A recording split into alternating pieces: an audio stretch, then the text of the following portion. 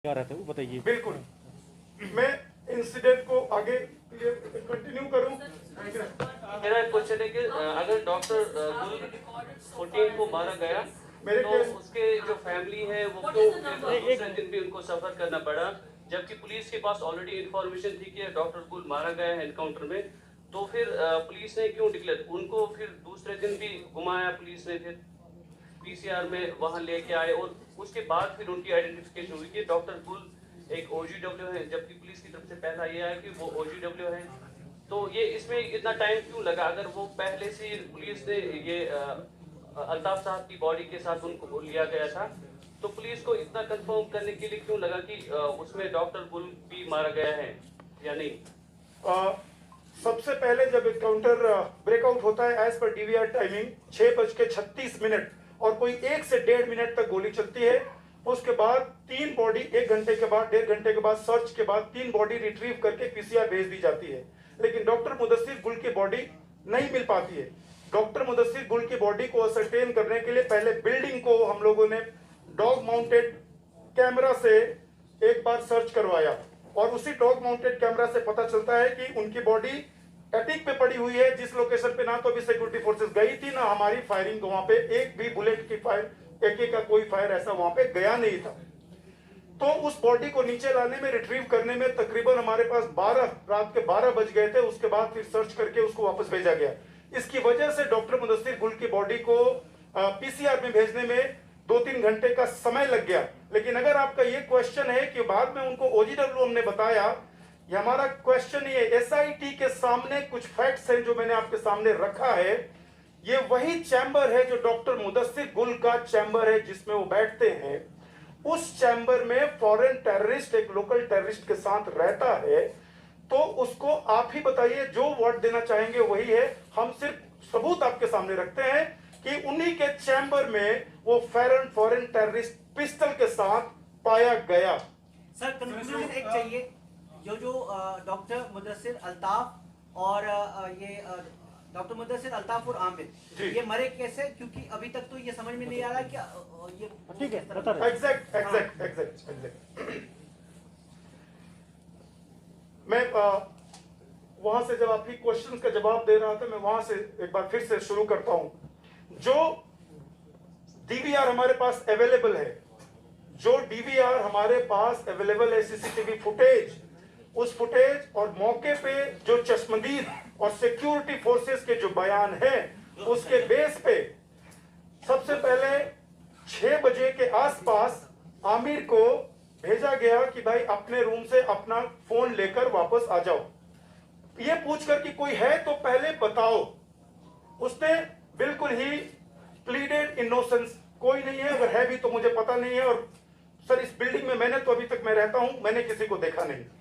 जबकि उसको पता था, क्योंकि वो तो चलाता था और ऐसे अहम सुराग सबूत मिले हैं उन दोनों के साथ होने का, उसके बावजूद उसने झूठ बोला।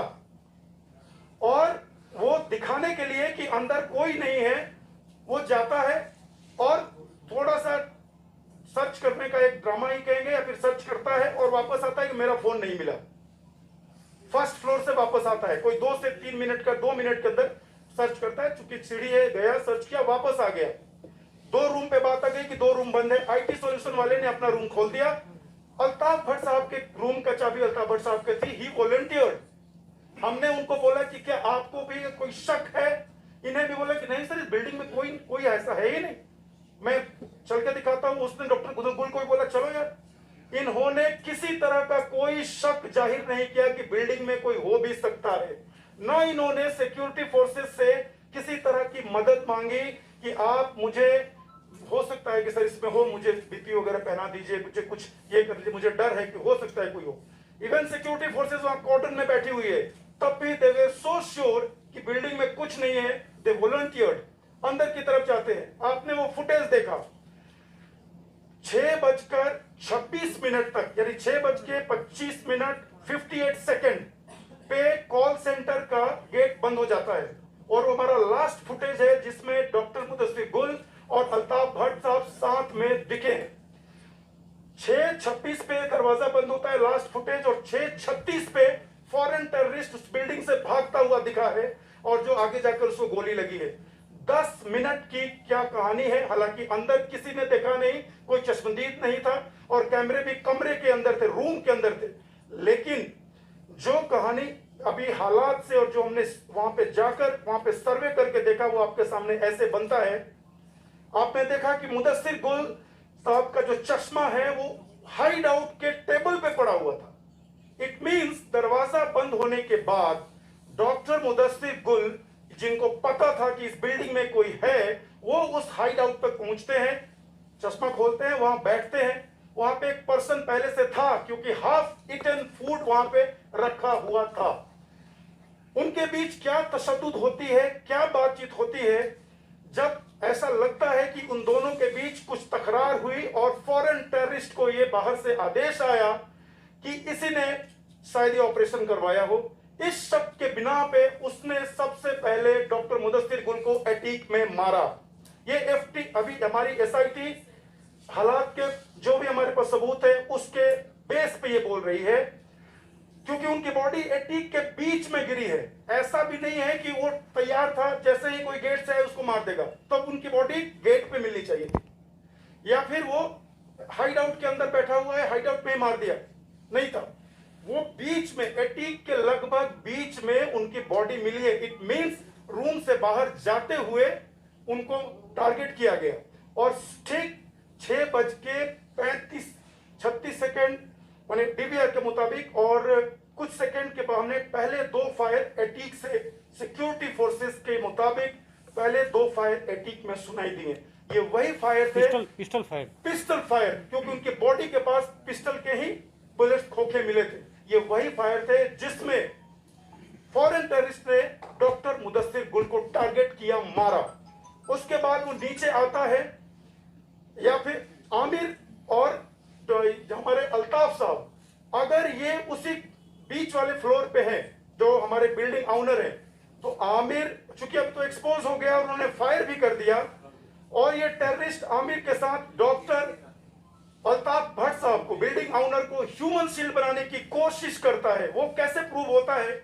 आपको मैंने एक वीडियो दिखाया जिसमें सीढ़ी के पास अल्ताफ भट्ट की बॉडी है, उसके आगे आमिर की बॉडी है और एफटी की बॉडी वहां से आगे निकलकर रोड के पास पड़ी हुई है, कोई 83 फीट दूर। अगर कोई 2 पर्सन एक ह्यूमन शील्ड लेकर आएगा तो पहला फायर करते हुए जब वो निकलने की कोशिश करते हैं, पहला फायर जिसको लगेगा वो वहीं गिर जाएगा। अल्ताफ भट्ट को पहला फायर लगा और वो वहीं पे गिर गया। इनिशियल फायर उन्होंने अपने ऊपर लिया, जिसकी वजह से सबसे पहले एफटी बाहर निकलने में कामयाब हुआ और आमिर भी कुछ आगे निकलने में कामयाब हुआ। एफटी आगे मारा गया, आमिर थोड़ा सा गेट से ही आगे मारा गया। ये बताता है, ये सीक्वेंस बताता है कि उन लोगों ने पहले डॉक्टर को ऊपर मारा और अल्ताफ भट्ट साहब को ह्यूमन शील्ड के तौर पे इस्तेमाल किया। आमिर के साथ पिस्टल मिला, आमिर बताइए। आमिर और एफटी दोनों के साथ में मैंने आपको पहले ही सीजर चीजें जो दिखाई हैं उसमें पिस्टल मिला है दोनों के हाथ में। और रिपोर्टेडली ये पिस्टल गैंग था बांडीपुरा में भी, जो एक अटैक हुआ था वसीम वारी साहब के घर पे, वहां से ट्रेसेस शुरू होते हैं और इस एफटी का हाथ उसमें भी था पिस्टल किलिंग में। तो ये पिस्टल गैंग था और आमिर के पास भी उन्होंने हाथ में पिस्टल, जब वो अंदर गया उसने एक पिस्टल उसको भी ठप। ये हम लोग एसआईटी अभी तक ये इमेजिन कर पा रही है। प्लीज आपका ये मानना है कि जो अल्ताफ और आमिर और मुदस्सिर जो है वो मिलिटेंट की गोली से मारे? जी। आपको ये बताएं कि जब पुलिस, आपको ये पता है? नहीं, फिर से बोले। अल्ताफ, मुदस्सिर और आमिर मिलिटेंट की गोली से आप कह रहे हैं ना? डॉक्टर मुदस्सिर गुल, जिसको एटीक पे मिलिटेंट ने ही, फॉरेन टेररिस्ट ने टारगेट किया, और लाइन में जब नीचे वो लोग आते हैं फायर करते हुए एंट्री पे, डॉक्टर अल्ताफ भट्ट को अपना शील्ड बनाते हुए, इनकी मौत क्रॉस फायरिंग में हुई है। पहली बात मुझे ये बताएं, जब आपको ये पता है कि मिलिटेंट जो है वो अंदर है, जी, आपको लग रहा है नहीं पता नहीं, हम लोग को छिपाया है। जिसमें आप सिविलियंस को जो है वो अलाउ करते हैं अंदर जाने के लिए, बनिस्बत आपकी ये है कि आप कह रहे हैं कि वो वॉलंटियरली जो है वो ऊपर चले गए। क्या कोई रिटन बॉन्ड है कि उन्होंने वॉलंटियरली जो है आपको?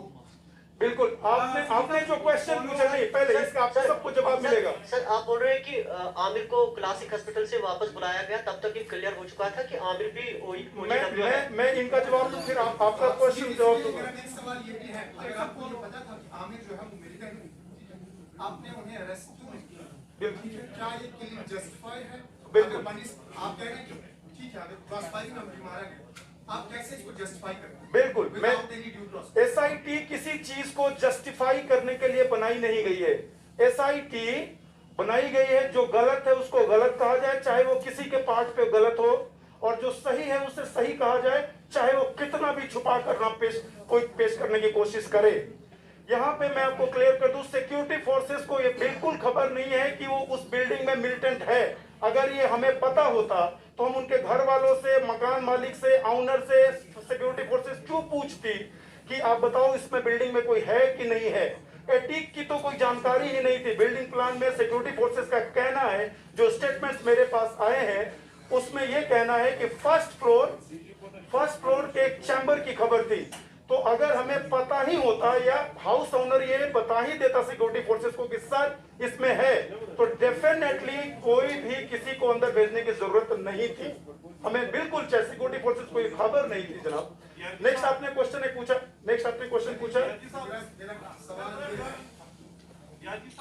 जी Government has also ordered a magistrate probe. जी Will this not, this SIT probe or the revelations you made, circumvent that magistrate probe? Number one. Number two, you are heading this operation. Is it prudent that you are made a head of the SIT as well? मैं operation एक नदीर साहब, district magistrate ने inquiry complete करके 4 दिन पहले government को submit कर दिया है। गवर्नमेंट ऑफ JNK UT ने डिस्ट्रिक्ट मजिस्ट्रेट को कल लेटर लिखा है कि ऑनरेबल कोर्ट को ये सबमिट किया जाए। गवर्नमेंट को रिपोर्ट और मिल चुका है। गवर्नमेंट ने एक्शन लेके डायरेक्शन दिया DC को, कल ही दे चुका है कि कोर्ट में सबमिट किया जाए। पूरा उसका प्रोसेस कंप्लीट हो गया, फिर हम लोग आपके साथ आए हैं। एक क्वेश्चन नजीर साहब ने कहा कि आप ऑपरेशन को हेड कर रहे थे, तो उसको ये बिल्कुल ही आपको जिसने भी बताया है कि ऑपरेशन को हेड कर रहे थे, तो आपको SIT इंचार्ज बता दिया गया है। मैं पूरे मीडिया पैटर्निटी को बताऊंगा। ऑपरेशन को हेड वही करता है जो जिसका कॉर्डन होता है, जो मौके पे होता है। मौके पे 3 टीम थी, 2 RR की टीम थी, वैली QAT CRPF थी, और हमारी श्रीनगर पुलिस की SOG कंपोनेंट थी। और वहां पे जो सीनियर ऑफिसर होता है वो वहां पे उसको हेड करता है, ना कि कोई DIG और सीनियर रैंक ऑफिसर। ऐसा पॉसिबल नहीं है। बहुत शुक्रिया, आपने बताया। 2 चीजें आपने बताया। आपने इसके पोस्टमार्टम के बारे में बताया कि पोस्टमार्टम की रिपोर्ट ये है। पहली बात जो लीगल है, जो आपने समझा है, क्या राज को पोस्टमार्टम करना कानूनी इज इट अलाउड, क्योंकि वो राज को दफनाएंगे।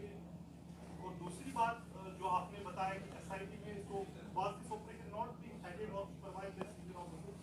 अभी लेटेस्ट जो लीगल गाइडेंस है, ऑर्डर है, उसमें रात में ही पोस्टमार्टम होता है। ये लीगली ऑथराइज है। उसमें अगर लाइटिंग की व्यवस्था हॉस्पिटल में हो तो सुप्रीम कोर्ट ने ये ऑर्डर किया है कि आप पोस्टमार्टम कर सकते हैं।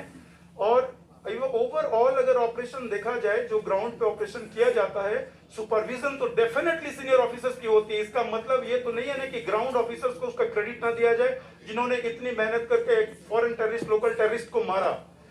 सुपरविजन तो डेफिनेटली होता है। जैसे आप लोग रिपोर्ट बना रहे हैं, डेफिनेटली आपके हेडक्वार्टर का सुपरविजन है, लेकिन आप मेहनत कर रहे हैं, क्रेडिट तो आपको मिलेगा। लास्ट टाइम IG साहब ने बोला था कि ये जो अल्ताफ साहब को अगर गोली लगी है बड़ी वाली, क्योंकि उनके पास तो पिस्टल था, if the fire is from AK, that means the bullet is from police और security force.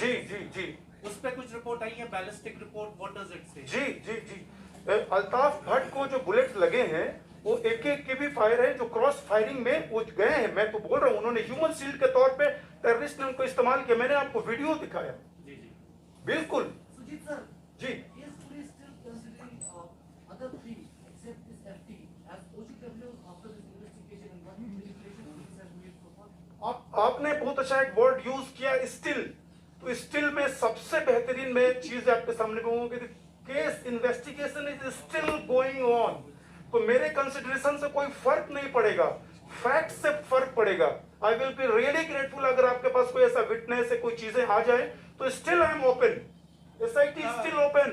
Sujit, I have a couple of questions. First is the मेरे ख्याल से अभी मेरे पास 25 से 20 से 25 के बीच में विटनेसेस है। एग्जैक्ट काउंट में भूल गया, security forces, civilian, Bandipora, Srinagar और सबको मिला दिया जाए तो 20 से ऊपर विटनेसेस हैं, जिसमें कम से कम 6 विटनेसेस का मजिस्ट्रेट के सामने बयान और आइडेंटिफिकेशन परेड भी हो चुका है। Sujit, I have a couple of questions. First is that you are saying that you were actually waiting for the please सुनने दीजिए, प्लीज सुनने you were दीजिए। waiting for the keys rather than you didn't break the lock. You waited for the keys. Second, Amir was in the hospital for 30 minutes. First question, why didn't he run away when he knew that he was about to caught? Second question is, as per eyewitnesses, they are saying कि अल्ताफ साहब को 3 बार ऊपर चढ़ाया था, 2 बार वो वापस आए, तीसरी बार he took along the Mudassir with him, and third time he didn't come. Is it so? दोनों प्रश्न का जवाब मैं देता हूं। बिल्कुल, आमिर इसलिए नहीं भागा क्योंकि आमिर को जिसने उस स्पॉट से छुड़ाया था वो हमारे पास खड़ा था। मैंने आपको पहले बताया कि वो डॉक्टर मुदस्सिर गुल का क्लोज एसोसिएट था और वो हमारे पास खड़ा था। उसके कहने पे हमने उसको छोड़ा था। वो एग्जैक्ट बोला कि तुम कहां जा सकते हो और उसके साथ एक आदमी भी था ताकि जब जरूरत पड़े वो बुला ले। एग्जैक्ट वही हुआ।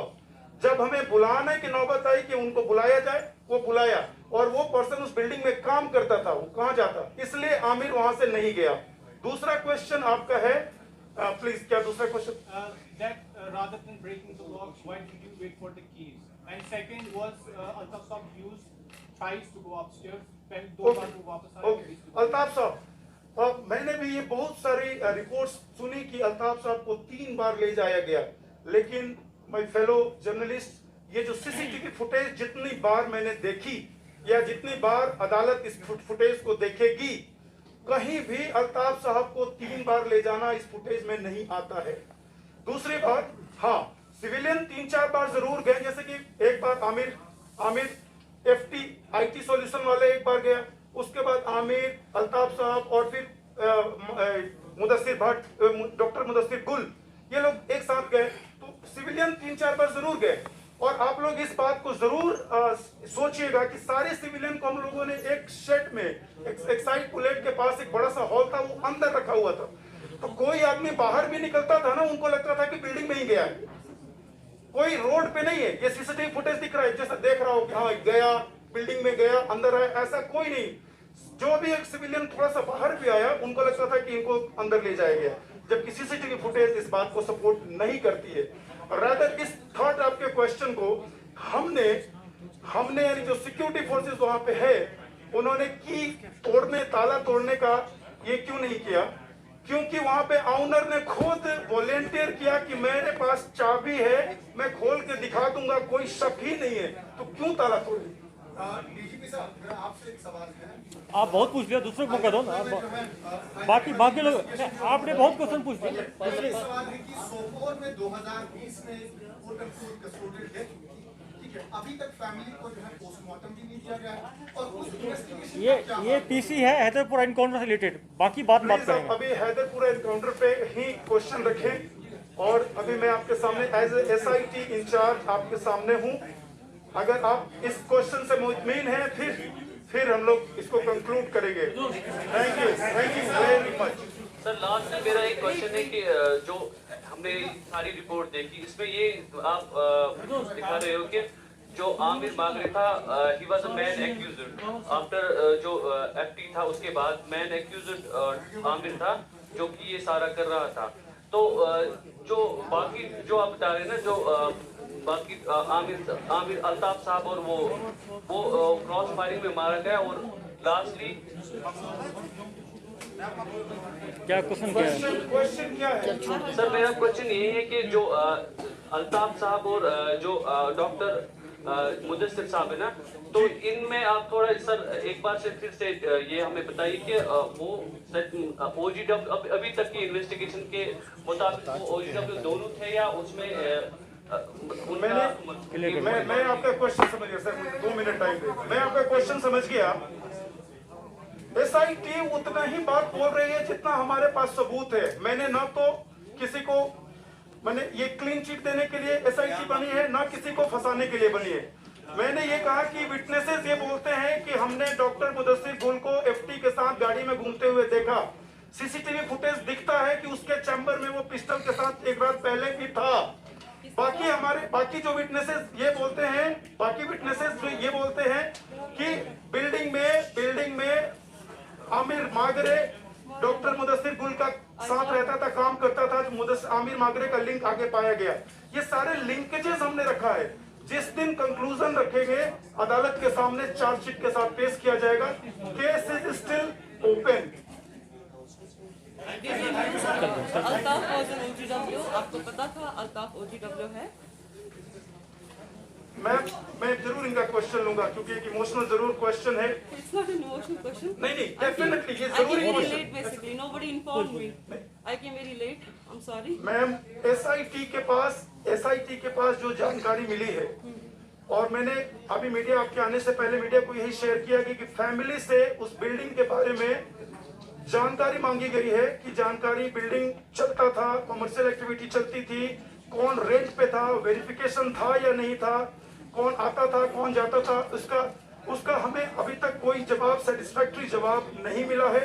दूसरा, बिल्डिंग अगर है तो एक जिम्मेदारी जरूर बनती है एक जिम्मेदार सिविलियन होने के नाते कि उसमें कौन आए, कौन जाए, कौन बैठे, उसकी हम जानकारी रखें, नहीं तो पुलिस को बताए। हमने इतना ही शेयर किया। आपको नहीं पता था कि OGW अल्ताफ OGW था, मुदस्सिर OGW था? Please wait. I haven't finished. Oh God. I have to ask you questions.